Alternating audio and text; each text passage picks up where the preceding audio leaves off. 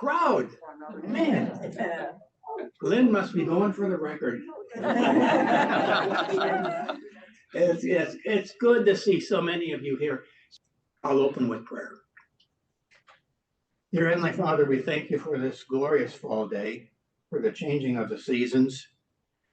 Thank you for Lynn coming to talk to us on how to deal with disabilities, many of which we will incur during our life at some point, or know someone who is.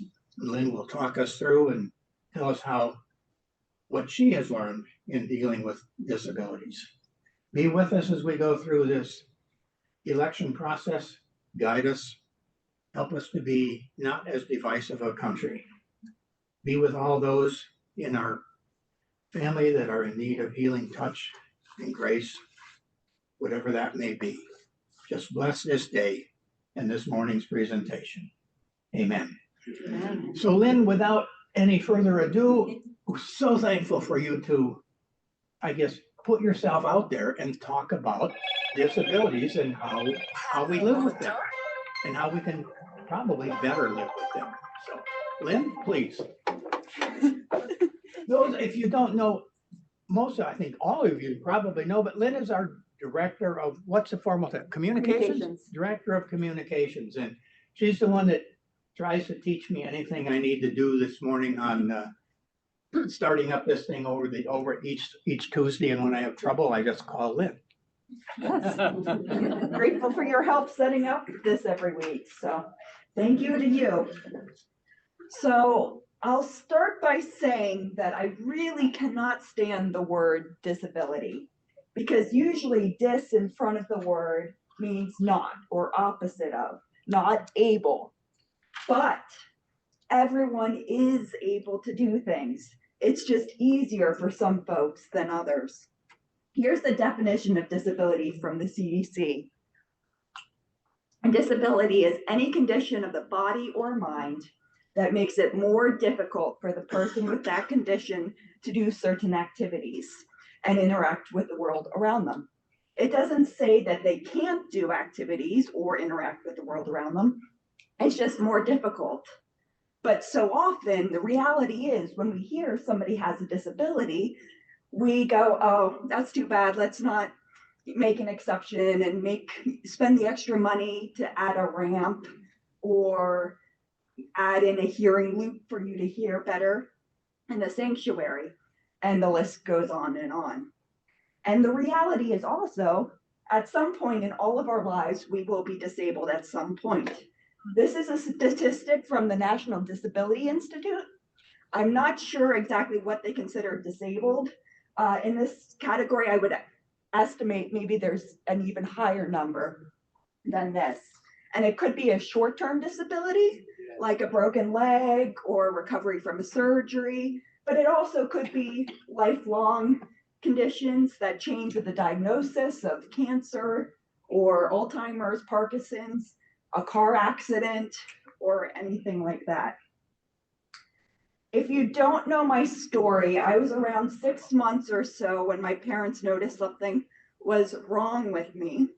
Why wasn't I crawling and doing all the other activities my baby friends were doing? Doctors ran tests and determined I had a stroke sometime before, during, or after birth. They have never determined when it was exactly. Due to that stroke, I have right hemiparesis, which means limited use of the right side of the body, which meant that throughout my childhood, I walked on the side of my foot, pretty much on the pinky toe, and my right hand was at a 90-degree angle, which you can see in this video of me walking around my parents' backyard.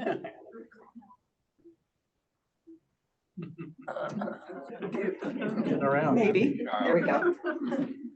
This meant that I spent my childhood years going in and out of doctor's offices, physical therapy, occupational therapy, speech therapy, you name it, I probably tried it. I had foot braces and hand braces and many years of rotation of trying new things. And you'll find over on that table, if you're here in person, braces and things I've used in just the last 3 or 4 years alone. So, oops, I went cut ahead. So, like every fun thing, I get to puberty, which is everyone's favorite time of life. So, along with everything you experienced, something new started happening. My tongue started twitching, and we're like for 30 seconds, and it would stop. We would go to the doctors. What's up with Lynn's tongue? Well, I don't know. Can you get a video of this? Now, this is back before smartphones existed or digital cameras. So we had to get that big Hongo camcorder out. By the time we found it, got it out, it was over. My tongue had stopped. So it took us about a year to get a recording of it, which is this video footage. This is Lynn's tongue functioning weird. June 24th. Stop? You done? That quick? Like 30 seconds? That's it? Do it again. So we took that recording into the doctor's office. The doctor went, "Oh, that is a seizure. You have epilepsy." So they sent me to the neurologist, and this started an adventure of seizure medications and different treatments for the seizures, which has continued throughout my life today. Now, my story is a very lucky one. If I was born probably 100 years ago, I would have probably been institutionalized from a young age and probably was sterilized. If I lived in Nazi Germany, I probably would have gone to a concentration camp. And I might be dead at this point too, at 35. Instead, I grew up in a very supportive white middle-class family who could afford my medical care. We never had to worry about, are we paying for housing, food, or Lynn's medical care? We also lived 5 minutes away from Penn State Hershey Medical Center, which took care of most all of my medical care. So I never had to drive an hour or two to get into Philadelphia or have to go that extra mile, which so many people have to deal with. My mom, who's joining us via Zoom this morning, so you're spoiling, she was a stay-at-home mom essentially for me growing up. So she was able to take me to doctor's appointments and actually sit in the appointments and hear what the therapists were saying. And then she could take those and practice those exercises with me at home. If I had two working parents, they might not have been able to do that or as well. My disability allows me to blend into a crowd fairly easy. I don't have a wheelchair or things you might, be taken aback, turn around and go, was there something different about her? But in general, not a big issue I have to deal with. And I was able to graduate high school and go to college. And as Ted said, I'm fully employed here and I work somewhere that has a lot of flexibility. If I have a doctor's appointment in the middle of the day, they're happy to let me go to the doctors or make exceptions. For example, this group, several years ago, I was supposed to do a presentation to you. And about 20 minutes before my presentation, I had a seizure. And Dave went, "No, you're not doing this presentation." And so I don't know what you did that day, but you sent me home and it was all good. But I also have lost my driver's license several times due to either seizures or broken bones. And every time either Westminster or the church I grew up in, members of the congregation commuted or drove me back and forth, and I never had to worry about finding a ride, which so many people have to worry about. So here are some more statistics from the National Disability Institute to compare my life with others in the country. Now, these statistics are solely for working adults in our country, not children, not senior citizens. 1 in 9 adults have a disability. Of those, 1 in 3 are employed. People with disabilities are almost 2 times more likely to have income of less than $35,000.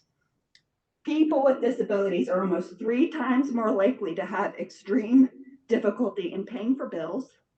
They are also more likely to report they could not come up with $2,000 if an unexpected need arose.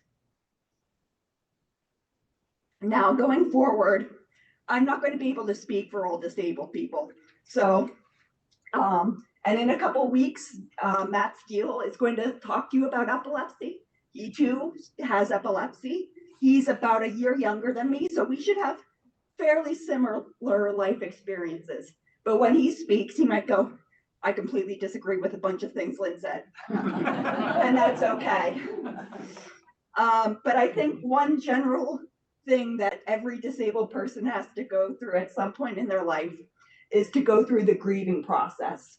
For people who have a disability later in life, you know, and you get that diagnosis, or you're in that car accident, or you have that stroke, you have to grieve your life before, when you were able to do things before, or even getting disabilities in old age, right? You're like, oh, now I have to wear a hearing aid. And you have to grieve that process of, you know, having not to wear a hearing aid. But for me, my experience was I had to grieve the life that I would never be able to live, right? So for most of my childhood, looking back, I would never have been able to verbalize it, or you probably would never have experienced it if you met me, you know, out and about at school or at church. But I was a very angry child. I was angry at my body for not being able to do everything I wanted it to do. I was angry at my younger brother for learning how to do things before me. I'm the older sibling. I should be teaching him how to do things. I was angry at my parents and teachers for making me struggle. Just let me give up. Let me just do things for me, please. I was angry at doctors for not having all the answers, or sending me to more doctors to get answers, and that they couldn't fix me. I was angry even with therapists. I wasn't able to be normal. And I was angry at God for giving me a disability. Why would an all-powerful and all-loving God give someone a disability? God has the power to heal them. We hear about it in the Bible all the time. Why not heal me? Do I have to do something to make myself better, to have God make that happen? So, because I was angry, I felt alone. I escaped into the world of books, explored worlds of magic and wonder, where I could leave all my problems behind.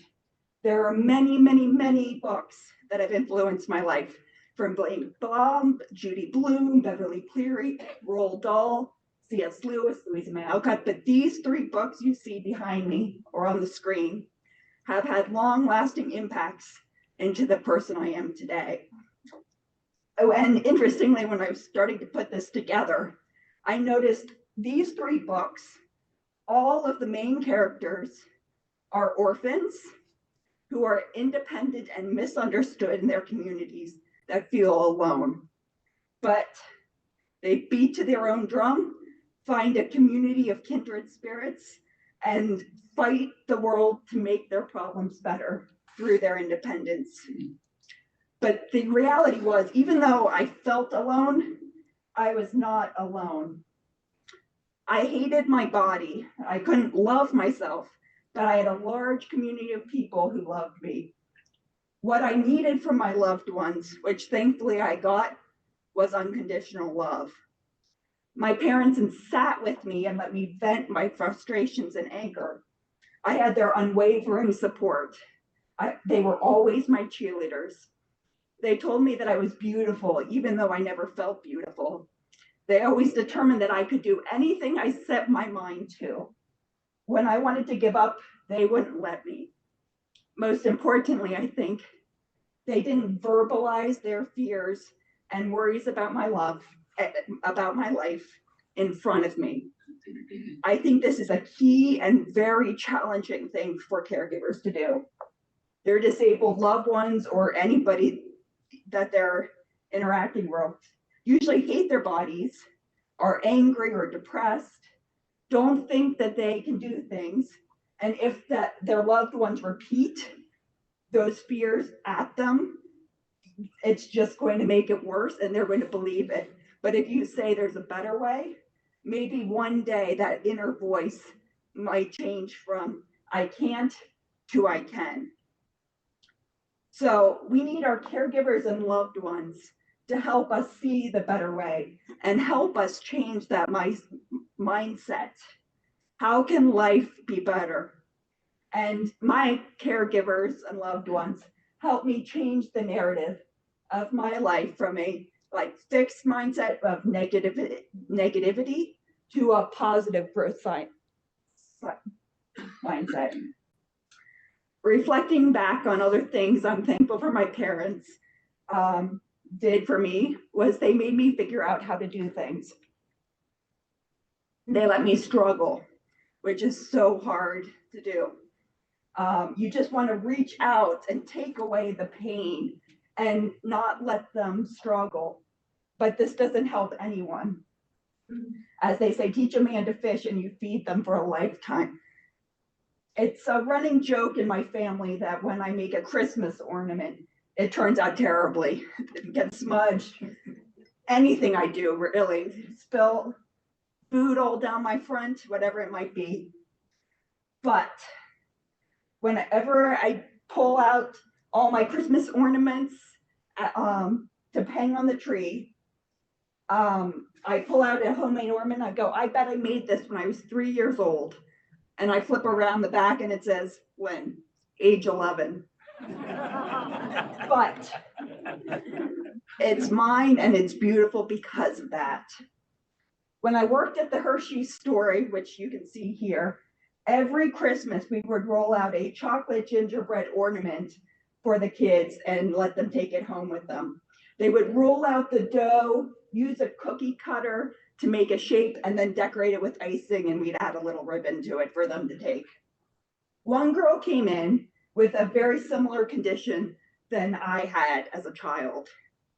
I handed her the dough and she started rolling it out, cut out the shape. She was slow, but she was happy to do this. When she started decorating it with icing, it got smudged and messy and was not perfect because of her physical challenges. It looked like one that I would have made at her age. Very quickly, though, before she could get very far, her mom swooped in, pushed her aside, wiped away the icing, and started decorating it herself. She made a very gorgeous, Pinterest-worthy ornament. Her daughter, on the other hand, looked so sad and depressed, and I could just feel myself in her shoes. What did she learn from this from her mother? That she can't do it. You know, what is her life going to be if that's what she gets every single day, every single hour? Well, she won't be independent and willing to try new things. I think of her from time to time. She'd probably be in her 20s now. You know, is she reliant? Did she go to college? Does she have a job? Or is she stuck with her parents for the rest of her life?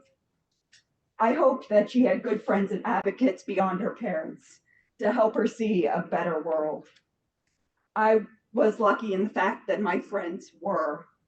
My best friends acted like I was no different than them. The ones on the top two sections are ones I've known from either birth or preschool. And a lot of them have said that they didn't realize that I even had a disability until we were like in 5th or 6th grade. And it wasn't until somebody else said something and they went, oh yeah, I guess Lynn does have some trouble. They made me feel loved and treated me like everyone else, which is so important. And that's all you can ask for for somebody with a disability. I'm going to also give a special shout out to this girl down at the bottom corner. She's Betsy Lord. She was my bus buddy. We were assigned to sit together on the bus first day of kindergarten, and we rode the bus together every single day through high school. Even when I got a car, I still took the bus to school because it was my time with Betsy. We only ever had 2 classes together, so that was the only time I had with her. She was very curious and interested in me. Every day on the school bus, she'd go, "Lynn, teach me how to tie my shoes with one hand. Teach me how to zip up my coat with one hand. How do you do a ponytail with your hair?" And every day we would practice until she learned that skill. And it taught me, I have things that I can teach others, right? And having that empowerment, and she goes, "Oh, this is even a better way than I did it."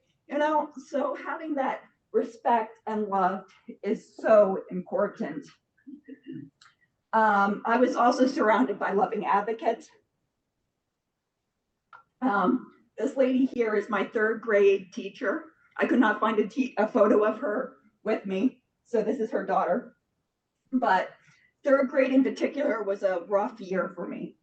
I was teased a lot, but Mrs. Dickinson was amazing, and bless her, because it was her first year of teaching. When she and my mom found out that there was teasing going on, they put their heads together and created a lesson plan about disabilities. As a class, we watched a Reading Rainbow clip, which was a TV show on air at the time. LeVar Burton was the host, and he interviewed someone with one hand who plays the guitar. And we also watched a Mr. Rogers video that's very famous. If you have not seen it, YouTube it later today. The whole thing's on there, where he interacts with a boy in his wheelchair and sings to them, "I love you just the way you are," which is so powerful for someone to hear. We also did some other crafts and things. But after that lesson that we did together, the teasing stopped, and several kids came up and wanted to be my friend, which made the rest of the year so much better.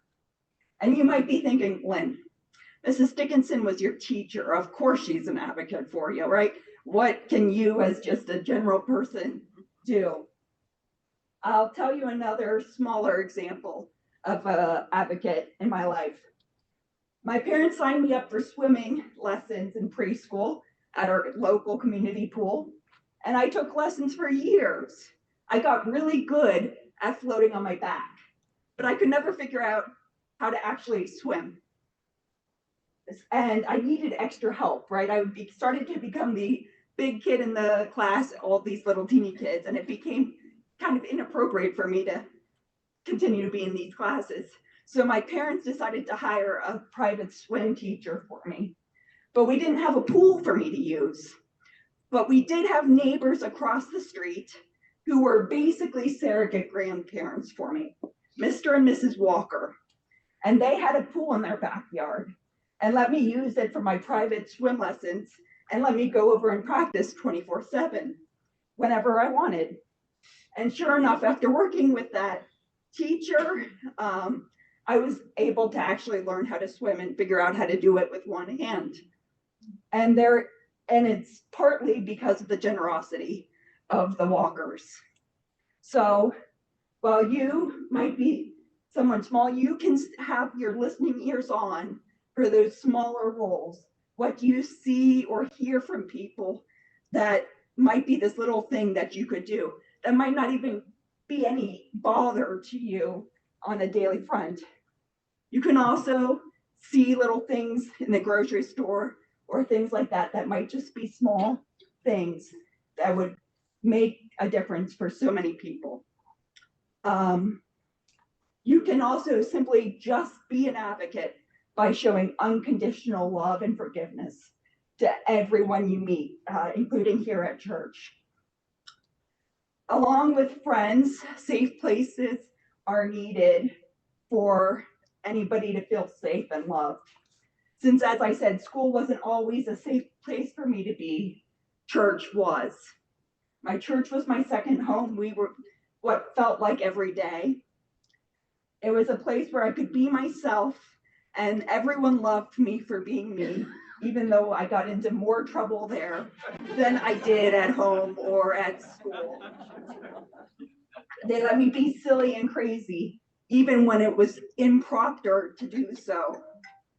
When I didn't think I could do handbells because I couldn't use both hands, my dad walked over, talked to the director, and the next week I was playing handbells with one hand. Church leaders and teachers let me ask tough questions. They were okay with me being angry with God and not having all the answers. They gave me leadership roles from a very young age. I was ushering in elementary school.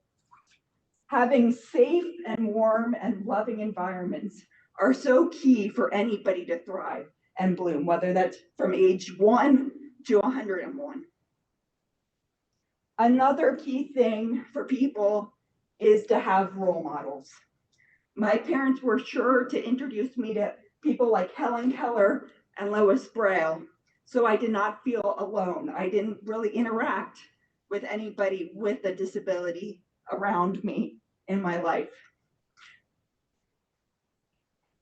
But you also need some real life figures in your life. Aunt Di was really the only person in my life that I knew that had any kind of physical challenge. She's this lady over here in the red. She is my grandmother's sister. And she was born without a few fingers. So right before or after that photo was taken, I was in kindergarten. She sat me down and put my hands in hers and said, Lynn, I graduated high school. I went to college. I'm a teacher. I got married. I had 2 beautiful children. I have 5 wonderful grandchildren. I played the organ and the violin. If I can do all that, so can you, which was key for this little teeny kindergartner Lynn to hear. So now is even better for folks with disabilities than it was for me when I was growing up. While the internet's been around the 60s, the internet that we know and think about as the internet was created the year I was born. So I really didn't get to use the internet to explore or meet people and find role models that way until I was much later in life. But today, you can use the internet to find people with your specific disability or communities of people that have your disability or networks, and kind of learn from others that might be experiencing similar disabilities from you. There are also, you can find local support groups, right? There's a monthly Alzheimer's and dementia group that meets here at the church. And there are so many more for cancer people and whatever it might be. But you have those powerful communities to bounce ideas off each other, which is so important and powerful. And if you've come to any of my tech times, you will also know there's great things about the internet, like in building community, but there's also some negative things too. You can easily put your medical symptoms in the internet, and it could tell you you have 2,000 different illnesses. Some people find it helpful to use the internet to research side effects of drugs, surgeries, or researching doctors. I don't find this all that helpful. It might be because I grew up as a child with a disability. My parents kept my medical problems fairly light, helped us, think of it, maybe these problems aren't as serious as they seem. If you remember that video of me with my seizure, my dad's kind of joking around to keep it that light.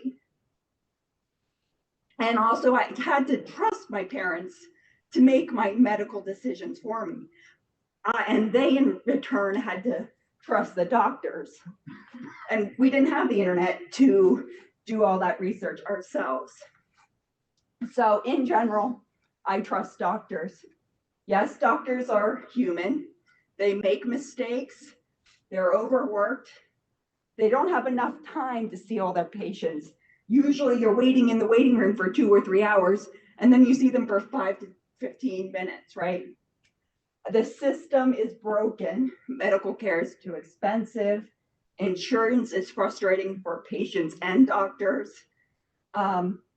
Specialists don't look at the whole patient, just their little specialty. So things might get overlooked if you have a lot of rare diseases or things that might get overlooked if you're only looking at one little teeny piece. Waits to see these specialists take months and months and months. Women in particular have it harder too, because there's less research on the female body. And if women potentially want to have future children, what might that do for their having children later in life? But in general, I believe doctors are trying to do the best with the knowledge they have. They want to make things better for their patients as much as possible. If what they suggest, my attitude is, it didn't work. Oh, well, let's move on and try something else. Some people want to hold them accountable. You said this, just forgive and move on, in my opinion. Some people are like, I want to sue. What good's that going to do? Just more harm. And my approach is, if there's side effects, we'll deal with them when they show up. As long as they didn't chop off my leg, we're probably okay. An example of this, when I was first put on seizure medication, the medication made me lose 50 pounds. If you see photos of me in that year, I look anorexic. My friends have later gone, we thought you had an eating disorder, Lynn. My grades went from A's and B's to B's and C's, and my mood drastically changed. Granted, I was a freshman in high school, but I was not the pleasant person that I am normally. And so when we got me off that medication, sure enough, my grades went back up, my mood went back to being at my normal self, and my weight went back up to a normal level. So these are little side effects that can be adjusted in general. But if you do want to do these kind of research things online, and I would suggest doing research and then taking it to your doctor and go, okay, these are things that I've seen, and just have that conversation with them. If you have a conversation with your doctor and go, I want more information, you can do that information online and then reach out to that office. There's usually a portal, or call the nurse and say, these are some concerns I had. I didn't get them all in my appointment. And usually they will work with you and help you navigate and come up with more suggestions and more ideas.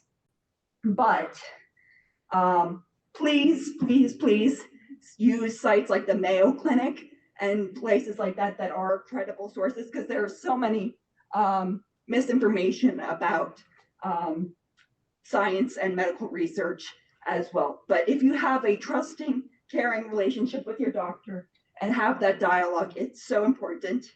If you don't have that kind of commitment or approach with a doctor, it might be time to look for a new doctor, and hopefully you can find another in network that has openings. I've been very lucky in that regard. We also live in a wonderful age of medicine, science, and technology. What doesn't work today might work in the future. So hang in there. When I was 14 years old, my neurologist suggested I try Botox for my right hand. It was an absolute disaster. my arm went completely limp. I was used to using it to kind of assist with things, and I couldn't use it at all. So we were like, this is not worth it, just stop. When I was 24, a different doctor told me that science in Botox was better and suggested we try again. And it was better, still wasn't great, but it wasn't covered with insurance. And my roommate, for example, at the time remembers she needed to help me zip up my coat. I couldn't figure out how to do it. So there were issues and we eventually stopped. So jump 10 more years, when I was 33, I had a stress fracture in my right foot on the pinky toe because my entire right foot, the entire weight was on the pinky toe. And the pinky toe is not designed to hold the weight of your entire foot. So they told me if I did nothing, this bone would continue to break over and over and over again. So we had to do something. They did a 3-hour walking analysis of my walk. They created a 360 model of me and watched me figure out what best will help Lynn. And they determined Botox would flatten the foot out. And sure enough, it worked. If you watch me walk today, you'll notice my walk is a lot smoother and flatter than it was before. Jenny Moffitt had just started working at the church 2 months before I started this Botox. And she's like, Lynn, I can just tell by listening to you walk down the hallway. Even though she had only known me for 2 months, she noticed a difference immediately. So if you're told your diagnosis is incurable, don't give up hope yet. Just give it time. There might be something in the future, a new treatment, opportunity drug, and hopefully you have that time. Sometimes you don't, which is very hard. I would also suggest trying things you might be skeptical of. I thought acupuncture was baloney. I mean, you're sticking needles in people. What good is it doing? But my dad was struggling with back pain for years, and somebody suggested acupuncture, and he's like, fine. So he tried it and he went, oh my gosh, this is amazing. It worked. And he asked his acupuncturist, does acupuncture help with seizures and epilepsy? And the acupuncturist is like, yeah, that's one of the things. And it's been a little over 5 years since I've been going to an acupuncturist for epilepsy. And last week, I celebrated 5 years since the anniversary of my last seizure. Wow. Knock on wood. It was shortly after I started acupuncture. Is acupuncture the reason that I haven't had one in 5 years? I'm not sure, but I find value in it. My acupuncturist describes Western medicine like hardware on a computer. It's the physical body and machine of the hardware, the keyboard, the mouse. If you have a broken leg, we put you in a cast, you don't walk on it, you're good. You have a appendix rupture, take out the appendix, sew you back up, you're good to go. That's Western medicine. Eastern medicine is like software updates on your computer. You might not notice anything right away. There might be, a few changes here and there. It might look a little different. It might run faster. But Eastern medicine is doing things internally to kind of clean out your body and make it function a little bit better. So he always says you need both Western and Eastern medicine to work together, which I think makes a lot of sense.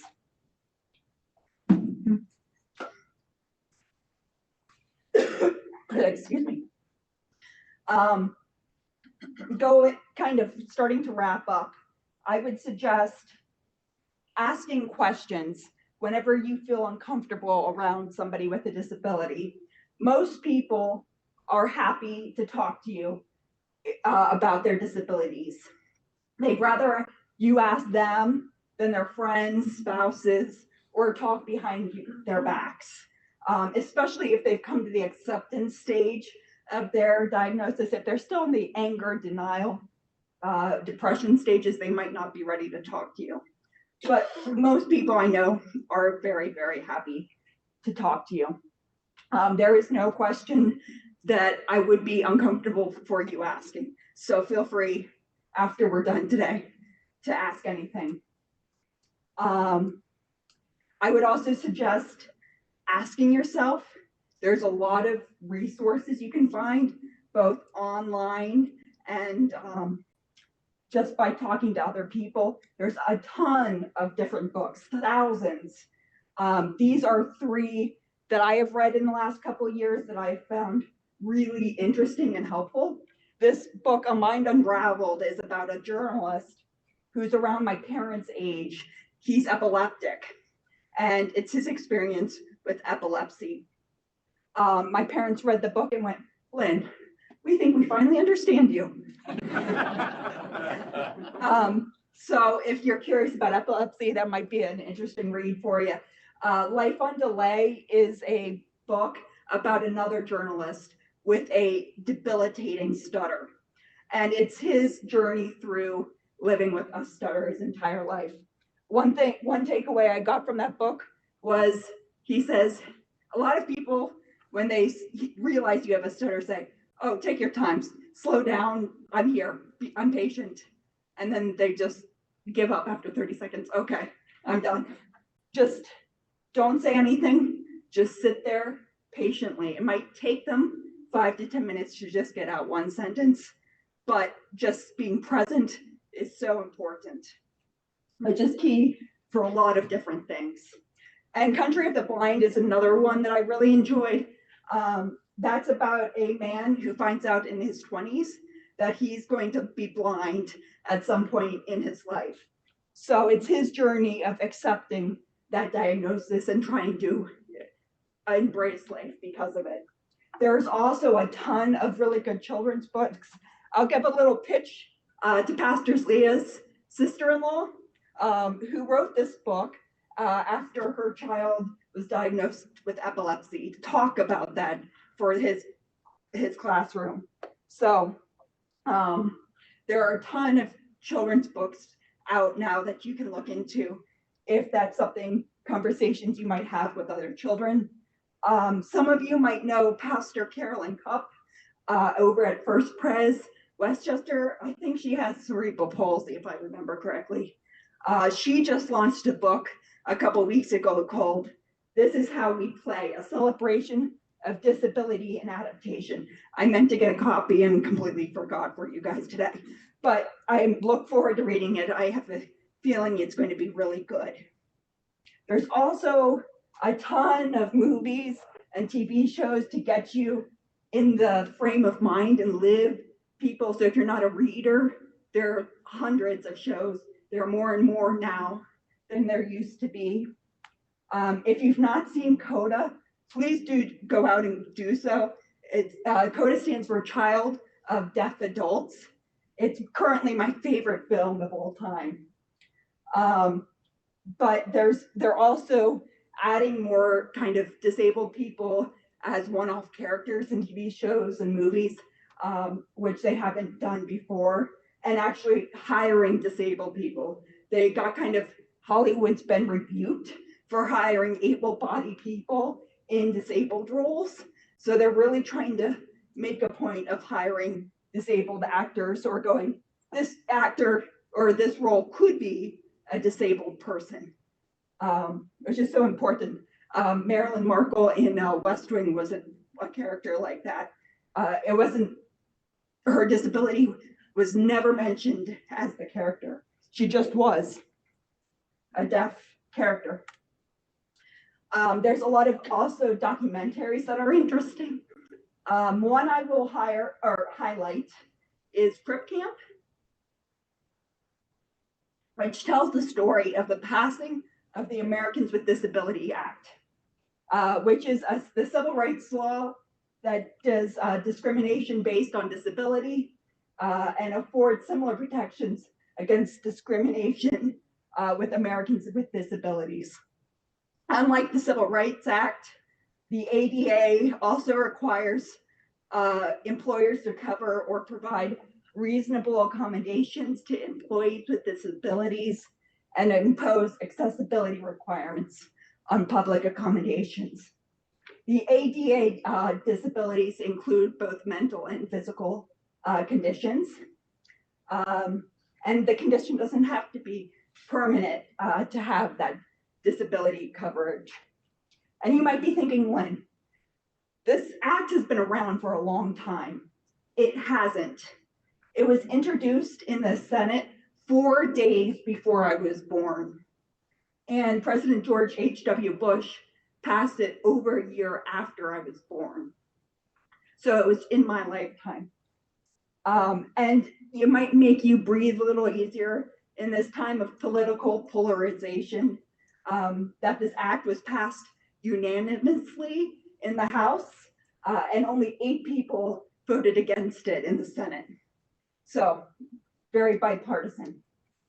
And I'm very lucky having lived my life with this protection for most all my life. If many people remember times when there wasn't wheelchair ramps. Pastor Leah on Sunday talked about, hallways being or doorways being too small.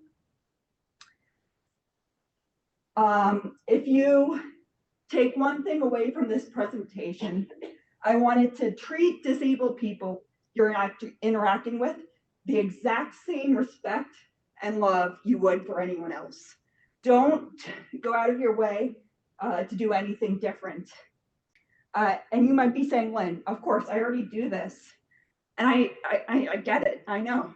But I even catch myself sometimes kind of talking down or giving people the pity voice or that pity nonverbal reaction. And every time I catch myself doing it, I'm like, Lynn, no, you know better. Don't do this. Easy to do, but so very important. And I would also say, actually listen to the people. They will tell you how to interact with them. I could give you tons of stories of people who didn't actually listen to what I said or wanted, and they would go about and spend extra money on me or do things they didn't need to do. And they will guide you to interact with them. Ask yourself, are you doing this because that person is disabled? And don't go out of your way to be helpful unless it's something that you would do for any other person. At my last employer, my boss would make a big show of changing the water cooler. And every time he's like, you can't do this. Every time I got the chance, I would change that water cooler. Should I have been doing that? Probably not. But it was a point. So if somebody tells me, oh, you can't do this, I will go out of my way to prove them wrong. Your behavior is also going to guide other people how they interact around you. I have a friend who's autistic, and we've gone out to restaurants. She's an extrovert, I am not. So I always let her take the lead when the waiter comes up. But a lot of times the waiters come up, looks at us, listens, hears her talk, and then turns to me like, what now? And I kind of pass it back to them non-verbally, like, no, don't talk to me, talk to her. So just those kind of non-verbal reactions that you can do, just being a supportive, loving friend is so important. So your behavior will guide how to, whether it's just at the grocery store or out and about in a public space. Okay. So as you go out into the world today, remember, it's all, oh, why is it so slow? Oh. Remember, it's all about your perspective. You will need to reframe your narrative from negative to positive, fixed mindset to growth mindset. maybe we restart this again for you guys. So it's not that painful. It's my favorite.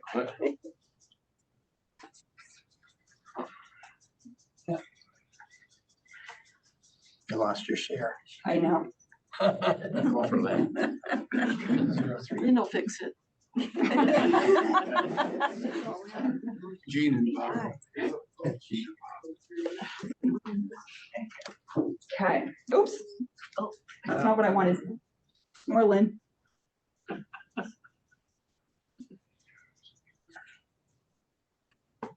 Okay. So as you go out in the world today, remember it's all about your perspective. You need to reframe the narrative of your life from negative to positive, fixed mindset to growth. If a doctor gives you bad news, take it and run with it. There are always going to be setbacks to the progress that turn you around. This is life. The question, as President Bartlett would say, is what's next? If you're frustrated or angry, that is okay. Don't suffer alone. Ask for help. You aren't alone. There is strength in community. Find the joy in everyday moments. If you want to do something, find a way to do it. Don't let someone tell you that you are too young, too old, not strong enough, not able to learn, broken, or any other reason. It might take you longer than others. Some might zoom past you and show off while you still have your training wheels on. Life is not a race. It is not a competition. You will figure it out on your own time. Life is what you make it. Find the joy and the sweetness in everyday moments. You might dance to your own beat and be the one out of place and awkward doing it. Who cares? People are so fixed on their problems, they probably aren't paying attention to you anyway. Normal is overrated. Different is beautiful. You are a beloved child of God. God loves you with all your wrinkles and flaws and things you even don't love about yourself. You're unique with your own special gifts. Use them. The question is how you're going to use them to make the world a better place around you for others. And who knows? My guess is that the world will surprise you and the view you will see is going to be better and brighter than you can imagine right now. Thank you all.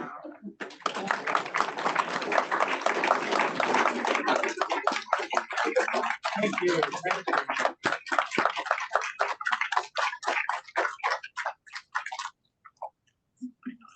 Wow. Amazing. Dave, you got a question? Well done. This table, tell us about it. Oh, Okay. well, Table. I did throw a table together to you guys if you have time and want to go looking. As I said earlier today, there's a bunch of braces and things I've used over the past couple years. There's also some props and things that, have, been designed to help people with one hand, like a cutting board that has stickies on it to hold it on the table, and nails to like put a tomato or an apple so it doesn't roll away, or I'm trying to cut it and cut open my finger. And there's also lots of albums and photos. My grandmother put together what we call the Lynn books, which go through my life with a collection of things. As the oldest grandchild, I got 4 books. My brother got 2. My cousin got 1. So I brought them to make her happy. She would love for folks to look at them. But yes, if you have other questions, I'm happy to answer them now as well. So yeah. Yeah, I'm interested in your college experience. Yeah. Yeah. So I went to Messiah College, which is 10 minutes south of Harrisburg. And I did 2 semesters abroad, one in Temple University and one in England. But I would say my college experience was pretty normal. They didn't really do any different things for me. They didn't make any special arrangements. I wasn't needing kind of learning assists that some people have, like extra time on tests or things like that. I would have my college roommate would answer a lot of questions that people might have. They would feel more comfortable talking to her than me. So I would guess that's the only, Okay. I don't know, specific questions. Yeah, no, that's great. Okay. What was your major? My major was communications with a film consecration and a history minor. But it was essentially a film major more than communications. Yeah.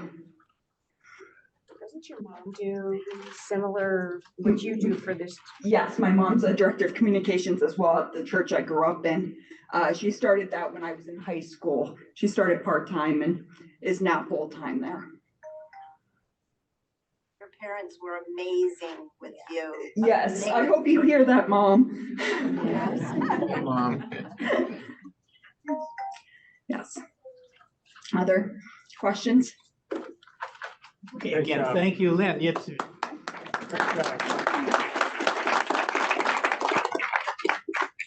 you do have time, as I said, look through a little bit of, flip through the pages on some of the photo albums. They're